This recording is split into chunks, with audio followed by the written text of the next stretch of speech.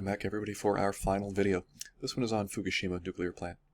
To be clear, okay, so, yeah, there are a lot of other things related to it, right? So the nuclear plant disaster was a result of an earthquake and tsunami. Many more people died from the tsunami apart from the nuclear disaster, but the nuclear disaster is what is more remembered and maybe more instructive in some ways. So, anyway, Japan, right? So Japan basically sits on a place where two tectonic plates meet, right? And one of them is slowly sliding beneath the other one, right?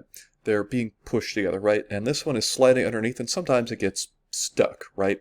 And all of this tension, you imagine I'm squeezing my hands together really hard, builds up until, right? And one of them slips all at once and releases tons of energy at the same time. And you get this thing called an earthquake, right? Occurs here off the coast of Japan, right? This is March 2011, so after Deepwater Horizon. There's about 10 minutes of warning between the earthquake and the actual tsunami hitting everything. And importantly, so here's the Fukushima nuclear plants, right? They did automatically shut down things in response to the earthquake, but they didn't anticipate the tsunami, right? So this is a view from above. Here is the Fukushima nuclear plant complex, right? And you have a tsunami come in. 50-foot high wave for this, which it's really hard to put into, like, understandable terms how big that is, right? But if you look, right, this is building size. This is like a shipping container, right? So a person would be like this big. And the wave comes in and floods everything. I mean, the water just keeps coming in and in and in and in, right? They did have backup generators, right? So there's protocols in place to automatically shut down some things in the case of an earthquake, right? And then they have, you know, backup generators that come online to be able to make sure that things don't explode, basically. But these get knocked out by the tsunami, right? So now they have no electricity and no power to do anything, right? Essentially the way that these work, right, and the way that all nuclear reactors work. So here inside the actual reactor vessel, you have control rods, right, which are supposed to monitor how fast this explosion is going, right? It's really a nuclear chain reaction, nuclear fission chain reaction, right? So you take the fissile material. Fissile means you can, like, break it apart into pieces, right? It's like breakable, which is enriched uranium, right? You got a big chunk of it in there, right, and you fire neutrons at it, right, and it sets off this chain reaction which generates a ton of heat and energy, right, and that heat and energy boils the water, turns it into steam, and the force of that steam expanding, right, spins a wheel which generates electricity, which goes off to people's homes, right? That's the idea. And you kind of need this constant flow of cold water coming in to be able to stop the chain reaction from going out of control.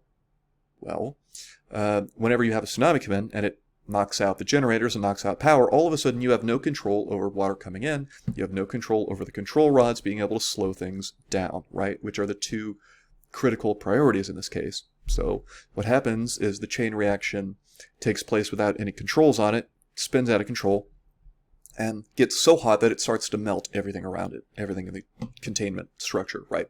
And in the case of Fukushima, part of what makes it so complicated, it's kind of hard to see on this, but there wasn't just one of these. You had this situation where one of them failing, right, and melting leads to a cascading series of events which causes the one next to it to fail. They had a total of like 6, right? And any one of them failing led to the other ones failing. So eventually all 6 of these reactors fail at once, right? Which makes it way more difficult to actually, you know, go in and fix it than if it was just one of them, right? Have some images here, right? So things melting, big fires, right? Explosions. There's no video of the event happening, but there are images, so we can just kind of imagine. And crews come in and try to put out the fires and contain it as best they can, right? Something like 50,000 households, which are in the vicinity, right? So 30 kilometers is about 20-mile radius, right? Around the actual plant itself are evacuated. Something like 2,500 people directly die, which, again, is much less than died in other places along the Japanese coast from the earthquake and the tsunami, right? But 50,000 households displaced is a lot, right? For reference, Love Canal was about 1,000 people, so 50,000 households is a ton of people that are displaced by this. And yeah, the uncertainty surrounding it, the fear about where they would go, the fact that it happens in an instant, the lack of predictability just leads to an unhappy situation for all these people, not just within 20 to 30 kilometers, but, you know, it's like, if you lived here, right, are you going to say, oh, well, we're outside the 30-kilometer radius, so we're totally fine?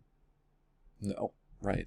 There's just so much uncertainty that everybody in the whole area gets out. And trying to figure out the damages resulting from it, where the radiation went, is such an impossibly hard, complicated problem. But anyway, the government response and the company response is negligent, right?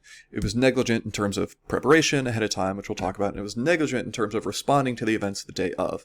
So essentially, because you are right next to the ocean with a nuclear plant, there is this emergency fail-safe, worst-case scenario option, right? Where you just pump seawater in, which there's a lot of it, and it's ready to come in, and it cools off the reactors because now it's underwater, right? And it destroys the nuclear plant forever. Like, you are basically torpedoing, you know, it's the self-destruct option, basically, right? And for reasons which are complicated, with everybody kind of pointing fingers at everybody else, they refused to do it. The company involved said, oh, we're not going to ruin our own plant. We think we can still make more money. We think it's salvageable. And so they delayed that kind of critical self-destruct feature for a while, like more than a day, which ultimately they had to do it in the end. So it's not like it really worked, right?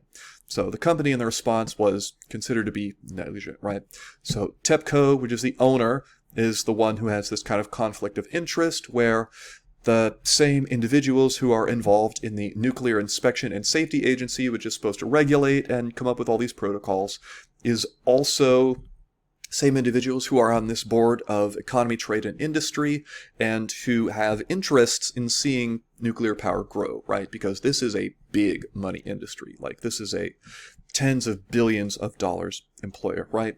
Have conflicts of interest there, which are part of it.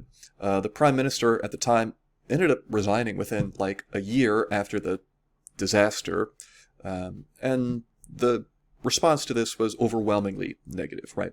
And just to kind of clarify, right? So if we go back to World War II, right, U.S. dropped nuclear bombs on Japan, right, in 2 places. So there's already this kind of history of being, you know, against nuclear energy. As different as nuclear bombs are from nuclear power plants, you know, it's kind of easy to see why the people here would look at a disaster like this and say, no more. Like, we're not going to do it, right? We're going to find some other pathway. We don't want to do this anymore. Have mass protests, tens to hundreds of thousands of people. The company was found to be liable, so they eventually pay out hundreds of billions of dollars worth, right? Total cost of this, if we had to estimate, something like $500 billion US, including health costs, including lost electricity, including, you know, radiation and contaminant damage to the area. It's just a big mess, right? There were other nuclear plants which were kind of old and seen as vulnerable that were closed down kind of as a result, right? So this is one which was already like 30 years old at the time, and they said, okay, considering what just happened, we're going to shut it down before it has a chance to go nuclear, right? This totally changes the trajectory of nuclear power in Japan and elsewhere, including in Europe, right? So nuclear in yellow, right, as a fraction of all their electricity generation, was like a third of their overall electricity, and it was a huge moneymaker, and they were so, you know, proud of it and saw the future in nuclear, and just look at how sharply that drops off. It's never going to return, right? The mess and fallout related to this incident is never going to go away. And as a result, their climate trajectory actually got worse in response to this disaster because they had to quickly switch to other sources of energy, right?